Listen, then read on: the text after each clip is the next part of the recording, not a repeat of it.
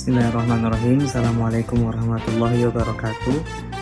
Perkenalkan, nama saya Muhammad Aldi Razak, mahasiswa dari kelas KN 201, Program Studi Ilmu Komunikasi Universitas Cyber Asia.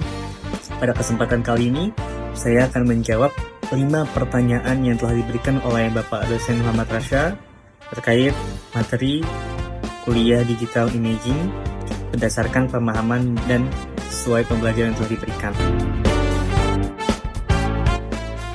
Baik, saya izin menjawab soal nomor 1 dengan bunyi soal. In digital age, digital imaging is widely used across a number of industrial sectors. One such sector is the advertising industry. In your opinion, why does this sector rely so heavily on digital imaging for its business development? Mengapa digital imaging atau mengapa industri periklanan sangat bergantung pada digital imaging? Saya izin menjawab. Karena dengan adanya visual yang menarik, memiliki kemampuan yang sangat kuat menjadi daya tarik untuk mendapatkan perhatian dari konsumen atau customer. Sama-sama kita pahami, di tengah banyaknya informasi yang disajikan melalui media informasi cetak ataupun elektronik, dengan tampilan gambar atau sajian gambar visual yang menarik yang sudah melalui tahapan digital imaging, tentu ini dapat lebih mudah untuk menarik perhatian customer terhadap suatu info produk dibandingkan hanya menggunakan teks saja. Kemudian, digital imaging juga membantu banyak perusahaan atau company dalam membangun citra atau ciri khas identitas merek dari suatu perusahaan atau suatu produk yang disampaikan melalui desain visual yang dibuat dengan konsisten. Kemudian, dengan adanya digital imaging, teknologi digital imaging, itu memungkinkan industri periklanan dalam mengolah gambar, baik itu melalui rekayasa warna atau color grading, kemudian juga penyesuaian gambar dengan tahapan-tahapan tertentu, atau cara pengambilan gambarnya, yang semuanya ini adalah tujuannya agar menghasilkan gambar yang memiliki daya tarik dan mudah untuk difahami oleh market atau customer. Maka kesimpulannya, digital imaging adalah suatu komponen atau alat yang penting dalam meningkatkan efektivitas promosi dan juga pengembangan bisnis perusahaan. Selanjutnya soal nomor 2, di sini ada sajian gambar logo dari salah satu jaringan restoran hamburger ternama yang sudah sama-sama kita ketahui, yaitu Wendy's. Bunyi soalnya, Wendy's is the world's third large hamburger fast food chain, operating thousands of restaurants globally, built on the core philosophy of quality is our secret. Wendy's distinguishes itself from competitors by using fresh, never frozen beef patties cooked to order and served in a signature square shape. From a digital imaging philosophy perspective, why was this logo design chosen by the company to be present to the public? Mengapa logo ini dipilih oleh perusahaan tersebut untuk ditampilkan, dipersembahkan ke publik atau khalayak? Saya izin menjawab. Menurut saya dari logo Wendy's ini yang dari logo Wendy's ini yang berwarna merah ya, ciri khasnya berwarna merah dengan tampilan wajah anak perempuan yang terkesan ramah, hangat dan humble, dan juga tampil dari keluarga cemara ya kelihatannya. Hal ini sesuai dengan citra yang ingin dibangun.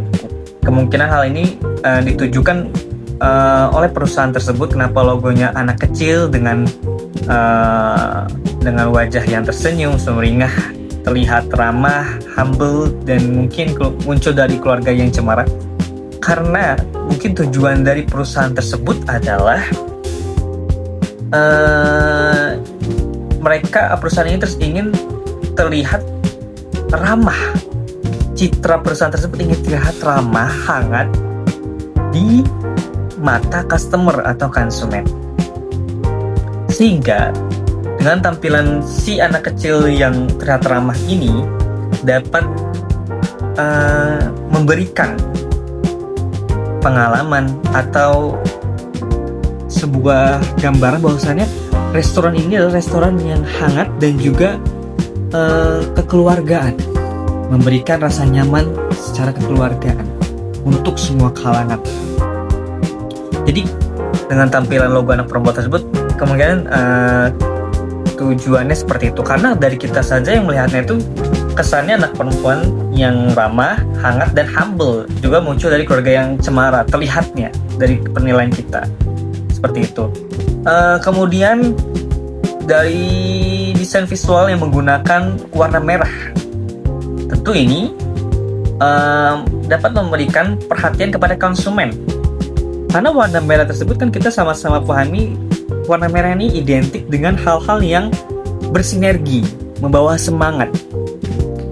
Sehingga dengan ada tampilan warna merah tersebut yang eye-catching gitu ya, dapat memberikan arti bahwasannya Wendy's ini adalah restoran yang hangat dan penuh dengan suasana kekeluargaan yang siap menyambut Anda.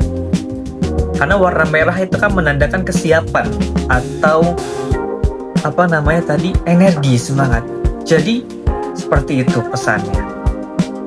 Jadi dengan desain logo yang terlihat sederhana, ini juga dapat dengan tampilan sederhana tersebut, dengan wajah anak perempuan terus dengan identik warna merah, ini juga dapat menjadi ciri khas atau daya tarik bahwasannya ini menjadi daya ingat bagi customer bahwasannya ini restoran yang identik dengan anak perempuan, restoran yang wajahnya logonya anak perempuan, ini mah Wendy's, dia suasananya seperti itu.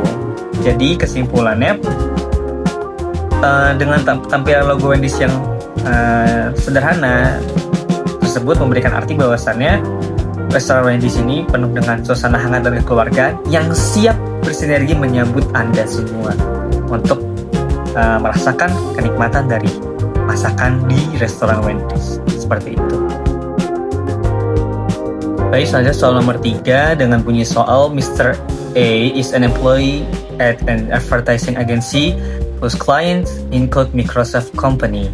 He is currently tasked by Microsoft to create the new Windows wallpaper design. In your opinion, which image format will be utilized for this design and why? Please provide your reasons. Oke. Artinya dari soal ini, Mr. A adalah seorang pekerja di perusahaan periklanan, agensi periklanan yang memiliki klien dari perusahaan Microsoft. Oke. Kemudian ini dia ditugaskan untuk membuat wallpaper Windows terbaru. Ya, wallpaper Windows terbaru. Menurut saya sebagai mahasiswa, format gambar apa yang harus dipilih? Oke, saya jawab dengan tampilkan alasannya. Menurut saya, dengan pelajaran yang sudah saya pelajari bersama Bapak Rasya dalam mata kuliah Digital Imaging, bisa menggunakan format PNG atau PNG ya, kalau accent Indonesia PNG.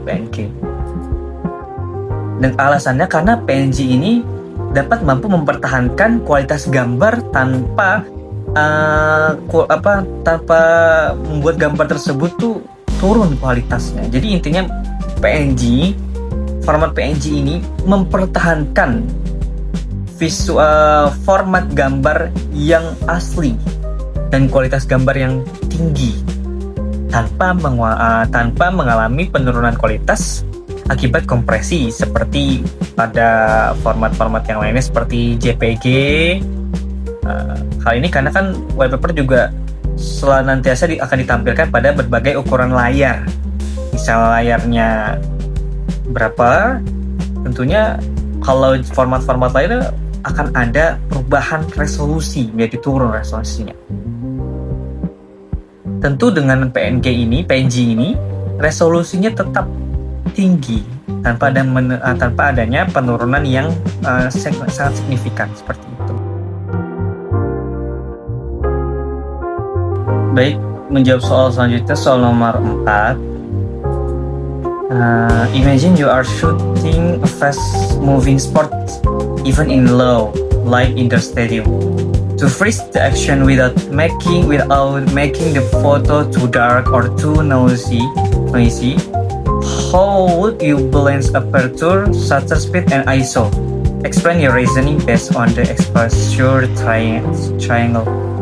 Baik, dari soal tersebut berbunyi, saya membayangkan bahwasanya ketika saya sedang memotret kegerakan cepat dari kegiatan suatu olahraga yang bergerak cepat dengan kondisi stadion itu di indoor, di luar ruangan. Dengan stadion itu di dalam ruangan, namun dengan pencahayaan yang terendah atau temaram. Untuk memberikan gerakan untuk memfreeze, untuk membekukan gerakan tanpa membuat foto terlalu gelap atau terlalu banyak noise. Gimana sih cara untuk menyimbangkannya, baik antara aperture, shutter speed, ISO, berdasarkan konsep exposure triangle? Baik, saya izin menjawab. Dari ini dulu aja ya, kan gambarnya ini cepat ya gerakannya. Kalau biar gambarnya ini tadi freeze, maka saya harus mengatur shutter speednya itu yang durasinya cepat, misal 1:500 atau 1:1000 detik gitu ya, agar gerakan si atlet atau kegiatan olahraga tersebut tuh dapat terambil dengan jelas dan tidak menghasilkan blur, karena kalau lambat, seperti yang sudah dipelajari, itu akan menghasilkan blur ya. Kemudian kedua, untuk mendapatkan pencahayaan yang cukup dengan keadaan yang temaram atau kekurangan cahaya, saya akan mengatur untuk aperturnya ini besarnya ini f2,8 atau f2,8 atau f1,8, sehingga nanti nih banyak cahaya yang masuk ketika bukaan lensa dan masuk cahaya ke dalam sensor kamera tersebut. Kemudian agar tidak terlalu banyak noise, saya akan setting ISO-nya ini secukupnya, misal 1500 hingga 3200, agar fotonya tuh tetap terang, karena kan tujuannya biar nggak banyak noise ya, dan tidak jadi bahasa tidak jadi kermut gitu dalam gambarnya, sehingga tidak menghasilkan noise yang berlebihan seperti itu. Maka menurut konsep exposure triangle, ketiganya ini harus benar-benar saling melengkapi atau seimbang, sehingga dapat menghasilkan foto yang tujuannya ini agar foto tersebut freeze, tidak gerak, tidak terlalu banyak noise, dan pencahayaan yang cukup. Yang itu dengan tadi ISO-nya diatur dengan 1500, kemudian juga aperture-nya dengan f/2,8, dan juga kecepatan shutter speed-nya ya 1:500 atau 1:1000 seperti itu. Baik, saya izin menjawab soal terakhir. Bagaimana dalam konsep visual storytelling, bagaimana sulit berinteraksi dengan lensa untuk menyampaikan makna dalam suatu gambar yang ditampilkan. Berdasarkan pengalaman Anda, tolong berikan contoh kombinasi yang membuat subjek atau objek terlihat dominan untuk membentuk persepsi publik di mata publik atau khalayak. Baik, dalam visual storytelling, menurut saya yang dapat mempengaruhi penikmat gambar atau audiens itu adalah dari pengambilan sudut gambar, juga lensa yang dipilih. Pilihan lensa. Contohnya ketika saya menjadi staf guru di suatu yayasan, ketika ada penyampaian sebuah seminar, ketika sedang ada penyampaian suatu informasi melalui modelnya melalui podium seperti pidato dari kepimpinan yayasan. Nah, itu diperlukan kan dari lembaga kan meminta untuk ada dokumentasi sehingga nanti bisa dijadikan bahan untuk promosi PPDB atau sekolah. Maka ini kan yang sedang kita ingin ambil gambarnya adalah seorang central figure atau pimpinan yayasan. Maka agar tujuan kita ini adalah supaya gambar tersebut menggambarkan bahwasannya beliau ini adalah seorang pimpinan yang sedang menyampaikan suatu arahan untuk para siswa dan siswi. Maka pengambilan sudut gambar itu menggunakan yang saya waktu itu menggunakan low angle, jadi dari bawah, dan ini menggunakan kamera HP bukan kamera DSLR.